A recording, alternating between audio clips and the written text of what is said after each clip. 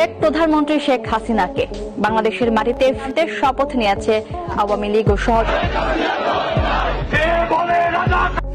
বাংলাদেশের স্বাধীনতা সংগ্রামে নেতৃত্ব প্রদানকারী দল বা দল হিসাবে ব্যক্তিগতভাবে আমি বলছি দল হিসাবে আওয়ামী লীগ মার্কে ছাড়া করে বললাম না।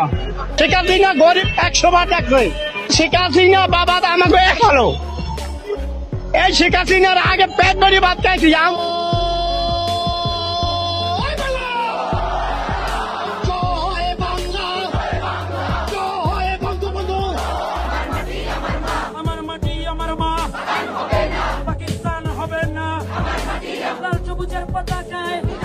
মাননীয় প্রধানমন্ত্রী শেখ হাসিনা ভারত থেকে সরাসরি লাইভে এসে জানালেন, আর বেশি দিন নেই, ডিসেম্বর মাসে আসতেছি।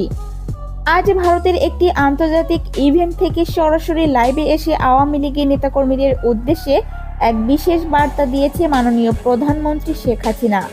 তিনি বলেন, আসছে ডিসেম্বর আমি ফিরে আসব।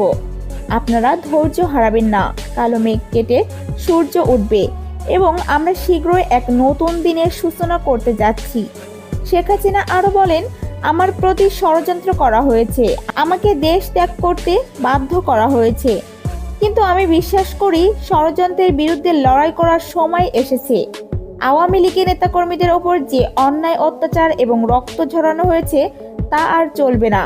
যারা আমাদের দুর্বল ভাবছে তাদেরকে এই জাতির শক্তি এবং ধীরতা বুঝিয়ে দেওয়ার সময় এসেছে। তিনি আওয়ামী লীগের নেতাকর্মীদের এক হয়ে প্রস্তুত থাকার আহ্বান জানিয়েছে। শেখ হাসিনা সহজে ভেঙে পড়বে না, আমি ঘুরে দাঁড়াবো। জয় বাংলা, জয় বঙ্গবন্ধু।